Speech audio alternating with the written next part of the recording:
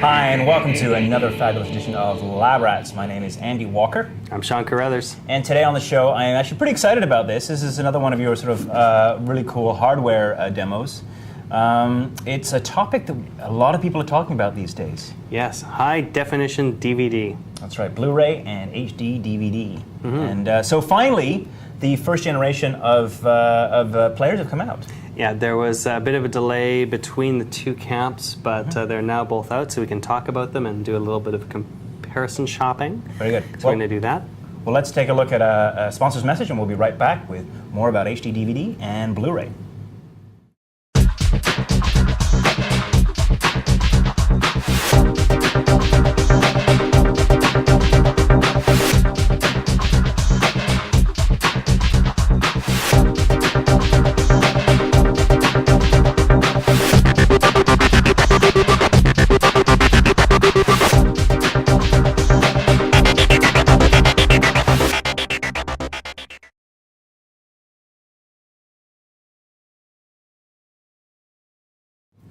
You know, as I said, I'm really excited about this next generation thing. Not so much because new is fun. New is fun, of course. It can be. But here's the thing is high definition television, HD TV. We've been talking about this for a long, long time. And if you go to your cable provider, you're a satellite provider, and you say, I want HD TV, you know, you'll get 6 channels maybe. And everything else is in the old format. It's early days. I guess by, was it 2009, I believe, they have to do a switch over to digital, and there's going to be more HD around that point. The FCC has legislated that all U.S. broadcasters, cable operators, that sort of thing, switch to digital transmissions as of, I think it's January 2009. Right. And the rest of the world will follow suit shortly thereafter. I think Canada is thinking about it that year or the year after. Australia is the same kind of thing. And Europe, I think in 2010 or 2011, something along those lines. Right. But here's the thing is, we don't have to wait anymore for the broadcasters to switch over to all HD. No. We can get it right now on disc. We can. So tell me, Sean, is this so? What are the formats that we're dealing with here? Well, there's 2 major formats, 2 major camps that were battling it out, that are battling it out. They had tried to reach some sort of compromise and just create one format to give to you, the consumer, but, you know, there's pride involved and technology and engineers threatening to commit suicide, and there's money involved. This is where everybody, at this point, you should pause for a second and go, oh no. Because do you remember, I don't know if you guys are, well, I don't know how old you guys are out there. I know that you're between 25 and 45 mostly. Some of you guys are younger and older, but it doesn't matter. The reality is most of you probably remember the battle between VHS and Beta back in the 80s when VCRs first came along. And you'd go to your local video store, and there would be one side would be all the Beta tapes, and the other side would be all of the VHS tapes. Right. And now that went on for what, 3 or 4 years or something? It went on for a long, long time. And finally, VHS won out. In terms of the consumer, yeah. VHS was the consumer one, and Beta lives on to this day in more commercial applications in television. Because it's a better tape quality. Like, it's a better image quality is recorded on Beta, and this is a Sony format. And we have a similar horse race this time around. Yeah, this one I actually like to liken to a different recent format war that came out about a year and a half ago, actually. Is that right? Which was high-definition audio formats. Now, the CD has been around since, what, 1982 or thereabouts? A long, long time, but a short while back they decided, let's make this high definition, better sound quality. And the vinyl purists have always been saying, you know, CD just can't reproduce those sounds. So they came out with 2 formats to compete with each other again, you know, opposing camps, each championing their own cause. There was DVD audio. There was DVD audio on the one side, and there was Super Audio CD on the other side. And at this point, both of them have lost. No one has actually captured that market. I know why, because I think ultimately the differential for the average consumer was, like, the different experience was nominal. I mean, the purists would say, yeah, of course, it's better audio, but in the end, no. Yeah, it comes down to good enough quality. Now, CD is good enough for most people's ears. I can't really tell the difference most of the time. You know, if you actually sit down with the Super Audio CD and the DVD Audio CD and a regular CD, yeah, you actually can start to tell some of the differences, but they're very minor, and with most people compressing their audio down to MP3 format, which is even lower quality than the CD, it's really a moot point. Yeah, it is. For audio. But getting back to the video horse race here, I mean, you've got Blu-ray in one camp, And that's who? I mean, that's Samsung, Sony. I mean, it's a Sony technology. Right. Samsung's in there. I believe Panasonic's in there. Right. And on the other side, you have the HD DVD format, Right. which is that's Toshiba technology, Right. but it's backed by Microsoft and Intel. Interesting. So what's the difference in the two? I mean, is there a specification difference? Not much. Not much. Minimal. Not much. Okay, so I think actually HD is this less storage capacity Right. on HD The storage versus- capacity is the major one. Now, in terms of playback capabilities, they'll play the same types of audio files. They'll play the same types of video files. So from that perspective, they're almost identical. Right. So the content is the same, The content theoretically is the same. and it's the same quality of content. Right, so you're it's- looking at the highest definition of Windows media. You're looking at H.264 on the QuickTime front. You're looking at uncompressed audio formats on both camps. Right. Now, really, like you said, it comes down to capacity. The HD DVD was the first one to actually hit the marketplace. Now it is hitting it at. See? Yeah, and that's one of my favorite movies too, actually. 15 gigabytes per layer.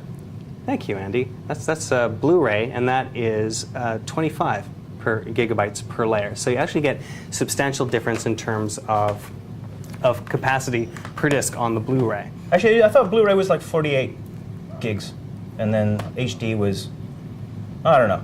Well, Am I wrong? Yes, you're wrong. I'm wrong. Oh, it doesn't. Andy's wrong. It actually starts adding up when you start looking at layers. Now, DVDs have always had the that's right, you capability said of dual doing layer. layers. Correct. Right, so you could do dual layers on DVDs. Now, with HD DVD, you can actually do 3 layers. Okay. So you can get single layer, Yes. dual layer, or triple triple layer, layer. which would take you up to 45 gigabytes. Okay, right, fair enough. And on Blu-ray, you've got 25 on a single layer, 50 on a dual layer disc. Right. So a dual layer Blu-ray is better than a triple layer HD DVD. But let me get this straight though, because the traditional DVDs are dual layer by, like the ones you go out, you go buy a copy of Sleepy Hollow on DVD today, Yes. and that's a dual layer disc, but it's standard DVD format.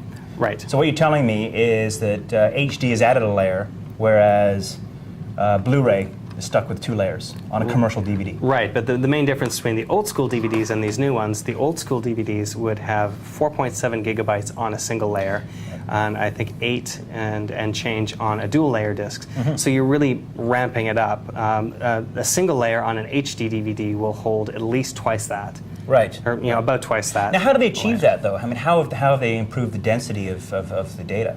Well, we're going to do a little bit of a flashback here to episode 15, I believe, where we were burning Tic Tacs. You actually Yeah, that's right. They we did. actually take the laser beam Yeah. and refocus it. Now, they both use blue lasers or violet lasers. Yeah. Despite the fact that one is called Blu-ray, the other one, HD DVD, also uses a blue laser. Older school ones, CDs and regular DVDs, used a red Used a laser. red laser, right. Now, they refocused that at a different frequency that allowed them to get in tighter and draw on the disc in a much tighter way, so you can get more data in the same Oh, yeah. space. So the area So that that's you're how it works. affecting, where you're reading 1 byte, is actually a smaller area on the disk. Right, so just imagine focusing in on something a little bit tighter, and you can do that with a lens or a microscope or something like that. Same general concept. Very good. Okay. So more capacity on HD and Blu-ray. Ultimately, though, I understand that HD DVD is closer to DVD technology than Blu-ray is. Blu-ray is a bit of from a technological perspective, is a bit of a leap forward. Engineering, it's very, very different.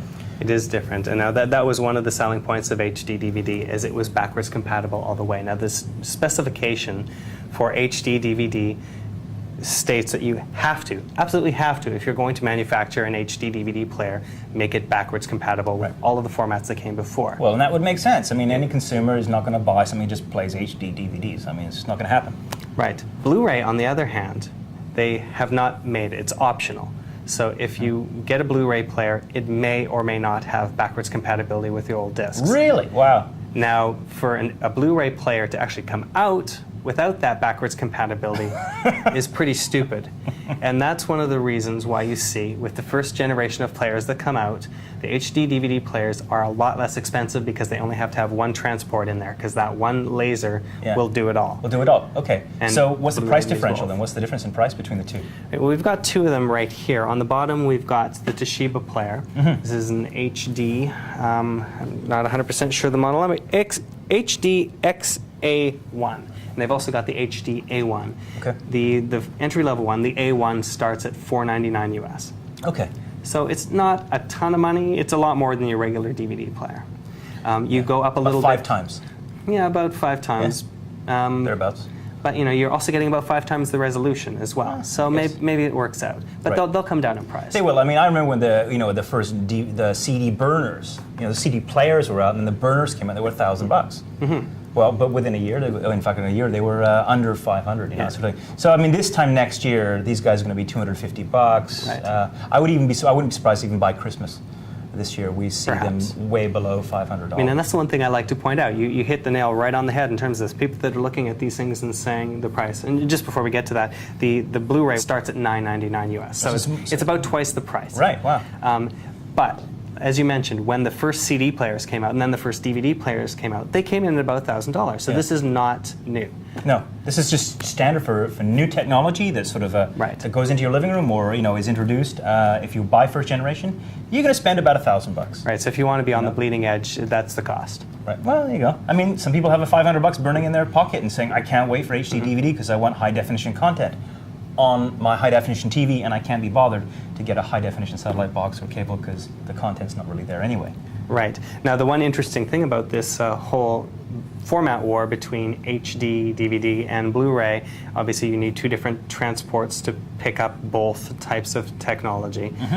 So in general right now, if you want to do both, this is your choice. One of each player on top of each other. Right. So you're looking at $1,500 minimum to do this. It's crazy. Okay, so that's one step. But the good news is that a company called Ricoh, who has done work in CDs before, you may know them as a copier manufacturer, they also have this little pickup that they're working on that is actually able to do both types I read about of technology. this. Yeah, this is fascinating. So basically, it's a chipset that manufacturers can buy. So you may actually get a device next year, or maybe at CES this year in Las Vegas. We'll see a dual mode HD Blu-ray, and that'll be the end of the battle, hopefully. Hopefully. Now, that is one of the things that they hoped would solve the issue again with DVD audio versus Super Audio CD. Now, you've got players that can do both of those things. Has that made either of them popular?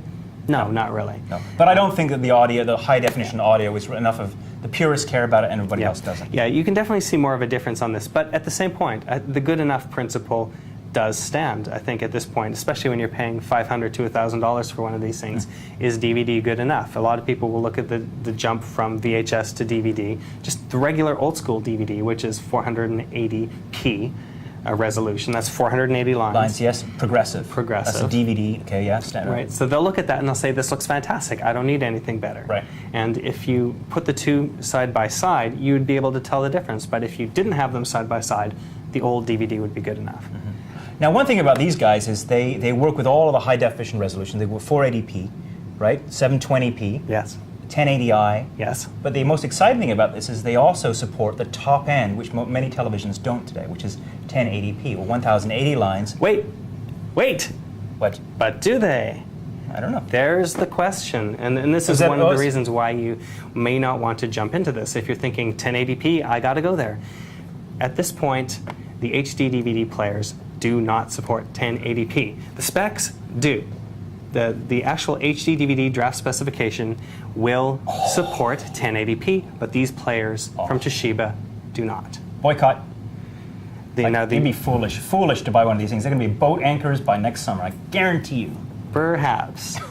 now the Samsung players that we've got here is I'm going to refer to my notes on the back, BDP1000. Why do they give these things such unsexy names? I don't know. It's because engineers name them or something like that. I don't know. Now this one will do 1080p. Ooh, okay. The Samsung Blu-ray will do 1080p, but the HD DVD from Toshiba won't. At the moment, it will not. Now, they will in the future. They'd be silly not to go to 1080p. Both of them can support it. Now, this is why there's a real toss-up between these two technologies. They do support the same codecs, same formats, all of that. The big issue when it comes down to it, what does your television support? Right. That was I was going to go. Oh, Mr. Carter, I gotta. I want to interject you. Yeah, you're right. 10 points if you got that reference. That's right. That's a very 1980s sitcom reference. Welcome back, Cotter. You're right. No, I mean, you might have, I bet you there's a lot of people out there who went, well, my TV can support 1080p. Well, you know what? Go look at Yeah, your manual. probably not. Because especially if your HD DVD is older than about a year old, even if it's relatively new, chances are it doesn't support 1080p, which is the highest end. It's relatively new in the television equipment. Yeah, it's pretty high bandwidth, so it takes a lot of juice and technology to get that happening properly. Now let us explain real quick what that is. I think we're just going to take 10 seconds here. But so we're talking about scan lines here, right? 1080p is 1080 lines, and because it's progressive, all those lines draw all together. Right. And so you get 1080 lines of information. So it's one picture. One picture. Whereas 1080i is interlaced, right? Which means that 540 lines draw first, and then 540 lines draw again in the next 60th of a second. And your eye kind of sews them together. Yeah, so it's really half the resolution times 2. That's right. But I defy you, side by side, if you ever get a chance to see 1080i against 1080p, or it's even 720p, which is another resolution, a high definition resolution, side by side, you know, the difference is really, really nominal. I really don't think the average consumer is really going to care, frankly. Yeah. And you know, half the people can't remember the the numbers anyway. It took me forever to memorize them myself. In that case, in a lot of cases, then you know those same consumers that can't tell the difference between 1080i, 1080p, 720p may not even be able to tell the difference between those and 480p, which is the regular resolution. Yeah. So seriously, before you invest $1,000 in this, make sure you can see the difference. Because if you can't see the difference, you're spending a lot of money on nothing, basically. That's right. And these discs right here, which look nice and small. Well, that brings me to my final blowhard point. Yeah. And that is that you know, so your old DVDs, you know, check them out. Well, they're coffee coasters because you have to replace all the media. Well, you don't have to replace them. You can play them on here, and any good piece of hardware will upscale your content. Will it? It will. So Will it look better? It will look better, a little bit. Now, All right. it won't look as All good as coming off of the original discs. Right. And this comes to my blowhard point. These discs, right, ultraviolet. I mean, seriously, what is this? It's a pretty blue box.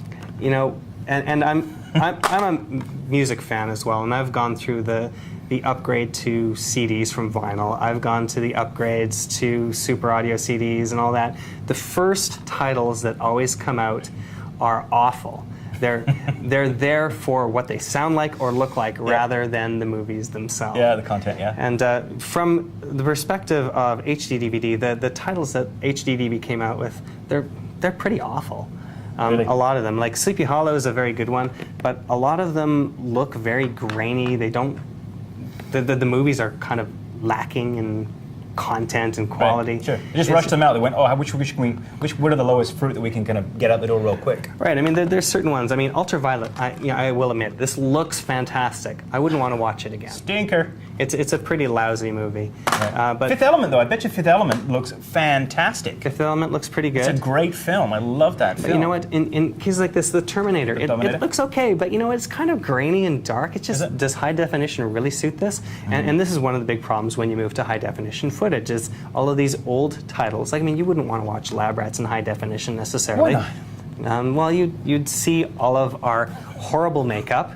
You would see the scars where they did the liposuction here. Yeah, I know. We're actually 60-year-old men. Yeah, so these titles that they're coming out with, in a lot of cases, you can actually see the deficiencies of the source material. Yeah, all right, I see what you're saying, yeah. And there's talk about, with the move to high definition in television, I mean, we've worked in television, and when you go into the makeup room, we do standard definition television. It's a pretty quick bum, bum, bum, bum, bum, bum, bum, okay, and you're out, hit the set. But when they move to high definition, well, you got to get out the airbrush, you got to put in more work, because if you go onto high definition camera, you can see it. And all your acne scars? And exactly. And with these old movies where, it was going by really, really quickly on the screen beforehand, and it was sort of glossed over on VHS and the old school DVD, well, now you can see that spot in the set where there's a hole, and you can see the camera gripping behind there, and you can see the spot where it's obviously fake and done up with duct tape. This is obviously going to reinvent the way that movies are actually made now. It is. Once the HD and Blu-ray revolution takes hold in the DVD There's world. a lot of content out there from the past you may not want to see in high definition, because it'll ruin your memories of it. Oh, wow. What a shame. Well, let's take a look at a message from our sponsor, and we'll be right back with final comments. It's Camtasia Studio, the fabulous screencast software from TechSmith. Record what's on your screen, narrate it, and share it online. Create demos, screencasts, training, and more. And rest assured, Camtasia Studio is made by wholesome programmers in Okemos, Michigan, the home of the hardiest geeks around. Quick to learn, easy to use, it's Camtasia Studio. Download your free trial and start screencasting today. Okay, so there's one final pitfall here, I think, that you could rush out and you could have a 1080p and you could buy the Blu-ray and it would all be great and you buy your media. Now you could make a huge mistake, and what's that? You won't have any way to hook one up to the other. Now, when you're going to a high-definition format, you can't just use the same old bungee cables that you're using before to hook your old television up to your old VCR. No more component. No more coaxial? No more composite. You can use component. That's actually where they've moved to. Yeah, and I always mix up that component and the composite, and I think we did that on the episode where we looked at cables. We did this in the past, so go look at that for a little bit more detail here. When you're moving up to the high-definition formats, to get high definition out of them, you need at least a set of component cables, and that's red, green, and blue. Splits it out, right? Yeah. Splits it out, and we've got nice monster cables, who I think you called idiots on a previous I just episode. think that they charge too much for their cables and you don't get the value. But anyway, that's just my opinion. Now, when you're moving up to high definition, you really will see more of a value out of better cables because it's carrying more information. And then there's HDMI, which is the other cable. So component is the low end. If you really want to get the best out of it, if you've got a 1080p set and a 1080p player, you want HDMI for sure. Right. Okay. Now HDMI, as we mentioned in the previous episode, carries both audio and video. This one right here, you'll still need to get the audio cable separately. But you can use either of them for high definition. HDMI is recommended. And the cables, you're looking at probably $40 to $50 at least. No. Are they coming down? No. More? I was in a Future Shop here in Canada the other day, and HDMI cables were running something like $114 Canadian. Ouch! $100 US. It was just outrageous. Okay, so if you go to Trader Joe's bargain discount HDMI cable outlet, then maybe you can get them for $50. Oh, I hope so. But yeah, you're looking at a hefty cable price a hefty price to connect those two up together. Do you realize that cable is as expensive as a DVD player in the same store? Jeez. So yeah, if you can't tell the difference, why buy this when you can buy the entire DVD player to replace the old one? I know. I know it. Seriously. Well, let's wrap up this episode. Just some final notes. Don't forget our contest with ViewSonic is still running. You can win a fabulous LCD display just by going to viewsonic.labrats.tv or labrats.tv and clicking on the link and entering that. And yeah, it looks to me like our forums are filling up. Yeah, I hope so, yeah. We switched over. We got rid of the LabRats forums and paired it up with the Cyberwalker forums at forums.cyberwalker.com, and now we've got a pretty great discussion and tech help and all kinds of stuff going on over there, so check that out too. Yeah, it's been a slow build, but I think it was worth the switch. It was definitely worth the switch. Well, that's it for us. Thanks for downloading today. My name is Andy Walker. I'm Sean Carruthers. And we'll see you next time. Are you ready?